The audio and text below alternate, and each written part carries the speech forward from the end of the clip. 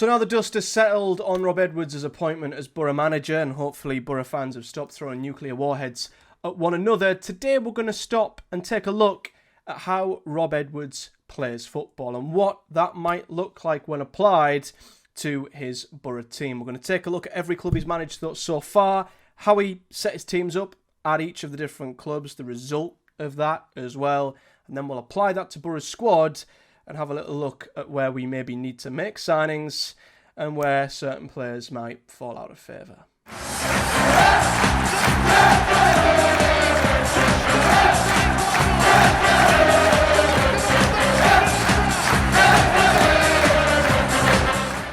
So let's start then at Forest Green Rovers, where Rob Edwards had his first major success as a manager. He went in to Forest Green Rovers, a team, a club who you could say stature-wise had no right to be challenging to get themselves into League One, but he sent them on their way to a fantastic promotion to which they were the top goal scorers in the league.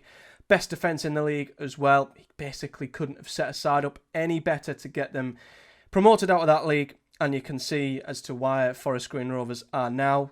They are in the National League. The drop-off since he left there has been substantial, which I think only proves the job that he did down at Forest Green Rovers. But you'll see a pattern. You'll see a certain pattern throughout his time managing certain clubs throughout his career, that he loves a 3-4-1-2. He loves a 3-5-2 formation, or a variation of that with three at the back, playing with wing-backs as well. And there are certain key words that he's used when talking about his style of play and philosophy that I've seen in various interviews and podcasts he's done. You'll see a few clips on screen. I'll put a few links in the description if you want to listen to him talk about his style and philosophy in more detail. But I strongly believe his style of play could really connect with Borough fans if it starts being effective on the pitch, because the problem we had with Michael Carrick's ball was that, yeah, when it was good, it was great. But when it wasn't, it was terrible and it was boring. And I think without the correct players or technically good enough players to play that, it often didn't work out. And you could say it was borderline boring when it didn't work out and things weren't going well on the pitch. It was slow, it was ponderous. We were really bad off the ball under Michael Carrick as well. But with Rob Edwards, it is the complete opposite, and I feel like his high intensity style of football will certainly get Borough fans off their seats, and I think it will definitely be one that Borough fans will connect with more. He likes to go after the opposition. He likes his teams to counter press aggressively to win the ball back as soon as possible. He's used words like bold, brave, direct, aggressive.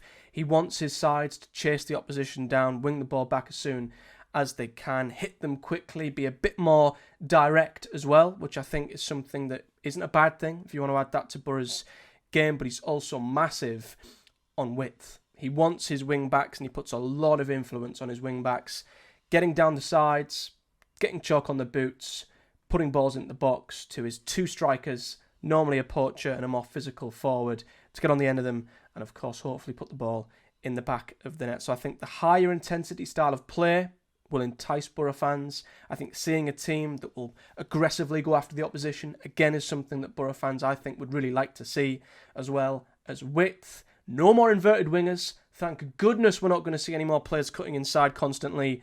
Going to get the wing-backs down the sides, whipping balls into the box and putting the defence under pressure. And as I say, that started down at Forest Green Rovers, but you might think a back three, maybe the instant consensus around that is that it's not as attacking, it's not as fun, it's not as enjoyable. Maybe people who are football purists who love an attacking possession style might not think that sounds as luxurious, but it was just as good at Forest Green Rovers. They had over 52% possession on average that season when he got them promoted. They were massively up there in the league for progressive passes, attacking play. There was a heavy reliance, of course, on the wing-backs to be massively creative. They were up there for key passes, progressive runs and crosses. And, of course, there was a massive emphasis off the ball, especially on a real high-intensity gegenpress style of play. They were massively high on duels, massively high on tackles per minute. And they also had one of the best defences in the league. They had 19 clean sheets that season. And in the end, at Forest Green, it meant promotion. It meant winning the title. They won 24 games, drew 15, lost 14. They were the top goal scorers in the league with 71. The best defence in the league, conceding less than a goal per game. And overall, it was a fantastic balance and one that ended up being super, super successful down at Forest Green Rovers. Now, he tried to implement that at Watford in his next job, and this is where maybe a few, not doubts on him, but maybe Borough's squad comes into play, because he tried to have the same style of play at Watford, and why wouldn't he? You know, it was proven to be successful down at Forest Green. So he tried to replicate that at Watford, and unfortunately it didn't have the same circumstances. You know, he tried to once again go with a heavy, pressing, aggressive style, with wing-backs being creative, building from the back,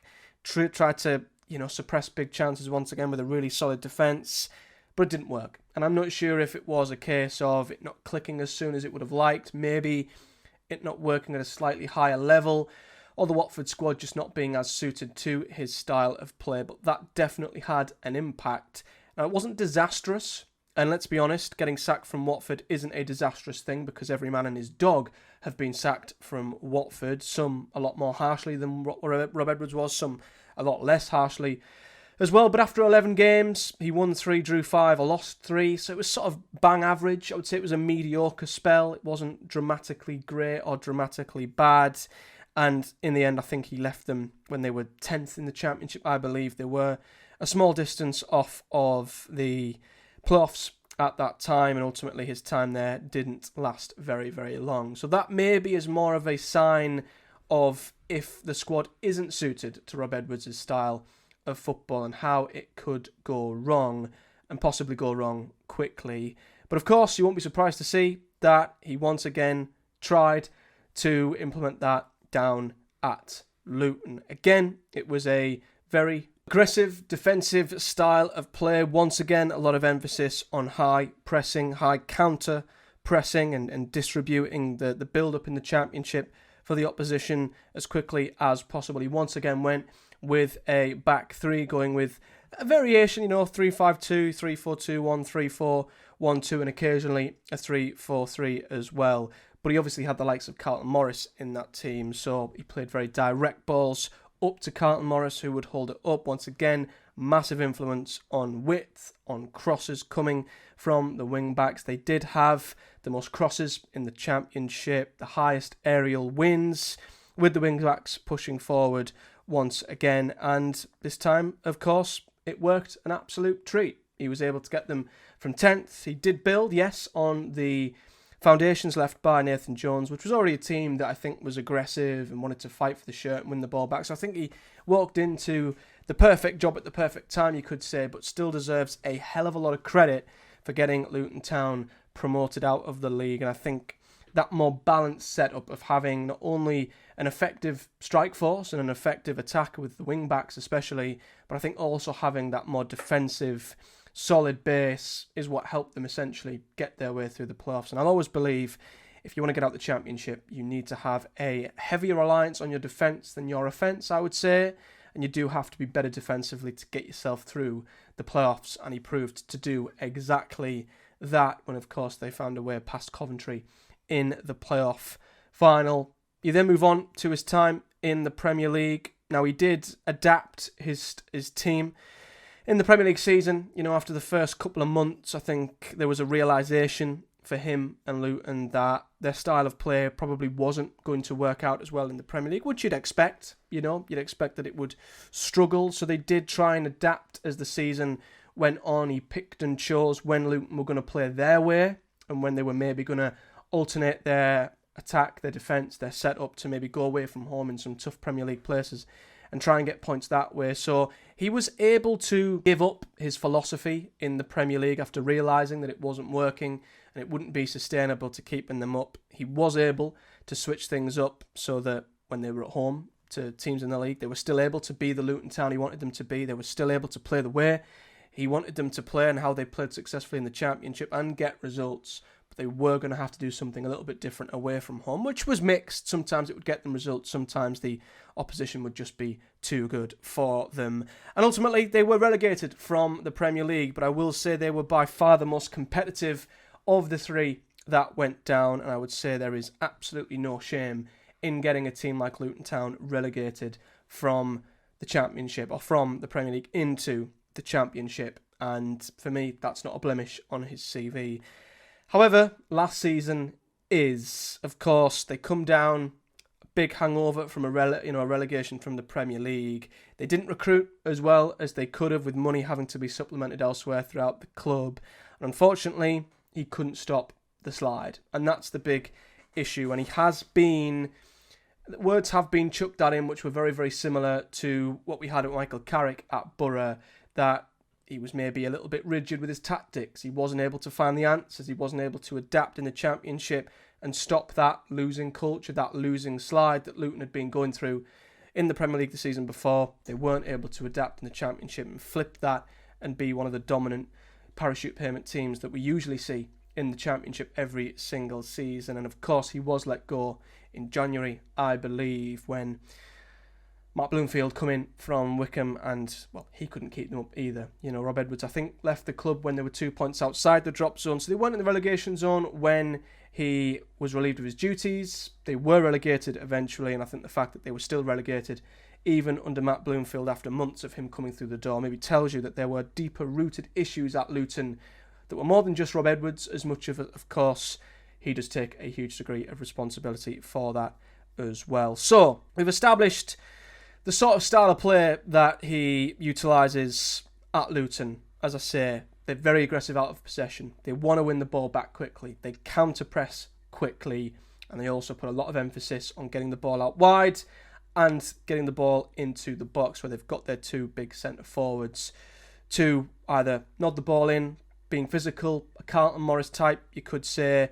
Equally, they might have an Adebayo, or maybe when he comes in, a Tommy Conway, who can play more of the poacher role. So let's take a look at Borough's current squad. We'll map out a 3-4-1-2 formation and have a little look at if it does indeed fit or not. Now, personnel-wise, it might not look as bad as people thought. But the big scepticism is, of course, whether this Boro team, a team who've been used to playing Michael Carrick's way, which was very slow, very methodical, slow, gradual build-up with the ball. Off the ball, we were very, very poor. Very, very slow, not great off the ball at all. You probably couldn't ask for a bigger flip in terms of what Rob Edwards wants his teams to do, off the ball especially. You know, being very aggressive, pressing very hard, is the complete opposite as to what Burough had done previously under Michael Carrick. So not only is it a different setup with a back five, wing backs, of course, two centre forwards, it's also massively different in terms of the mentality of how his teams go after the opposition, win the ball back, etc. Now, that's the biggest issue for me. Of course, there are still personnel problems. I think when you look at the goalkeeper, I think we'll probably go with Sol Bryn. That wouldn't surprise me that Boro want to stick with him and give him a chance to be our number one going into next season. I think in terms of quantity, we're not too bad when it comes to centre-backs. I think we've got, good ball players on either side. We've got Rav Vandenberg on the right-hand side. We've got Neto Borges on the left-hand side. Good ball-playing defenders, of course, who I think will do a good job at left centre-half, right centre-half, respectively, playing the ball out. From the back, you could then maybe stick a Dale Fry in the centre of that back three who can be a more nod it and kick it defender who'll just get rid of it at all costs. So I don't think the players there are too bad. It's whether you can rely on them to stay fit. And that's another point. With Rob Edwards' high-intensity style of play, you've already got a Boro side here who struggle with injuries, struggle to stay fit. Was that down to Michael Carrick's style? Was that down to his training methods? I do worry that with an even more intense style of play under Rob Edwards, potentially them injuries could be aggravated further, and Boro's injury woes could get even worse, which is something you doesn't bear thinking about. And then in behind them, you've got only maybe Darragh Lenihan, who has been out for the best part of 2 years. Can you expect him to come back and get up to speed? Maybe Luke Ayling, Edmondson are the only other two backups. So I do think even though Boro have got a number of people who can play across that back three, it's keeping them fit. It's relying on them to stay fit. That I think will remain the big issue. Wing backs though is a massive area which Boro need to pretty much transform completely. I've got Luke Ayling pending on the right, but to be honest, I don't think he's going to play there at all. I think maybe 10 years ago he might have been a perfect right wing back, but doesn't have the legs to do that job anymore.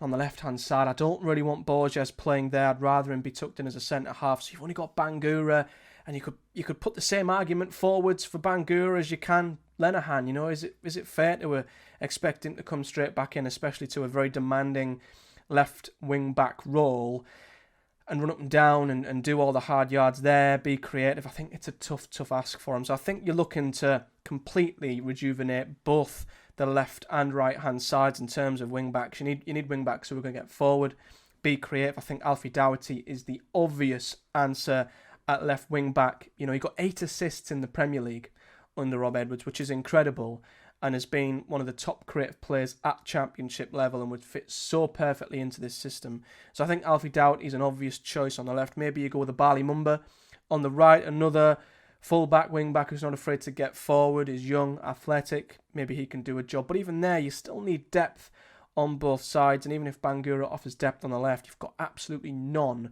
on the right-hand side. So that's a big issue. You also probably going to need a mini overhaul in midfield. I think Aidan Morris is perfectly catered to playing the Rob Edwards style of play, being aggressive, pressing, winning the ball back. I think the lad's got the lungs on him to do it. I think he's very, very perfectly suited to Rob Edwards' style of play. Hackney would be an ideal counterpart in terms of being the more creative player.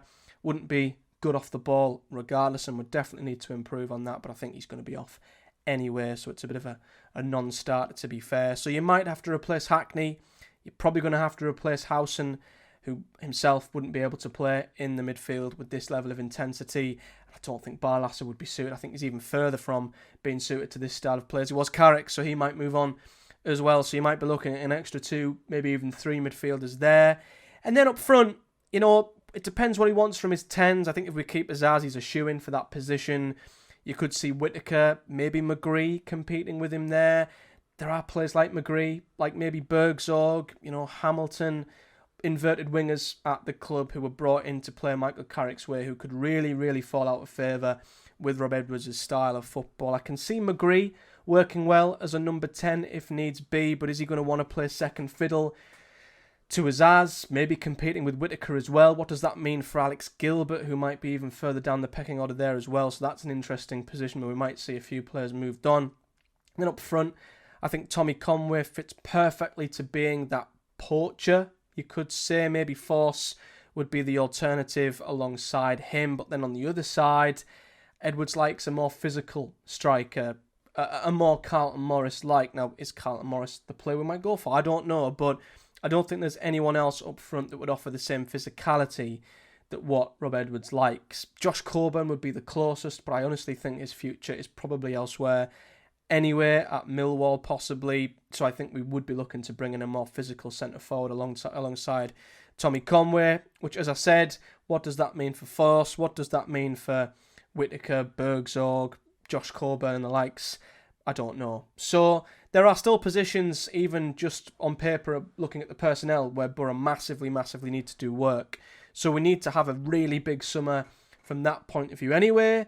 But we also need to find players who are going to be willing to press hard, are going to have the fitness levels to press hard, be as aggressive as he wants them to be off the ball, and hope that them players can stay free of injuries as well, which the existing Burough squad have struggled to do for the good part of 2.5 seasons now. So that's how Rob Edwards likes to play. That's a brief rundown of how he likes to play and how it's worked throughout certain clubs.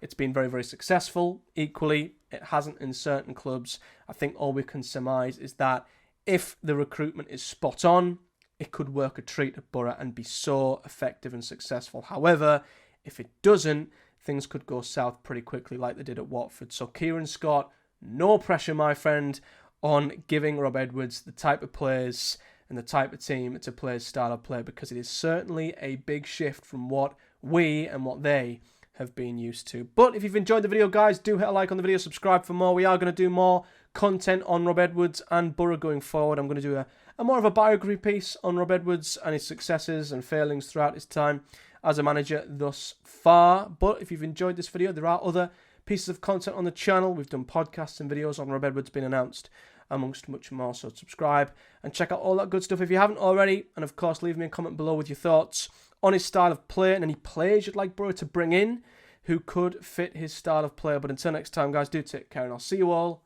in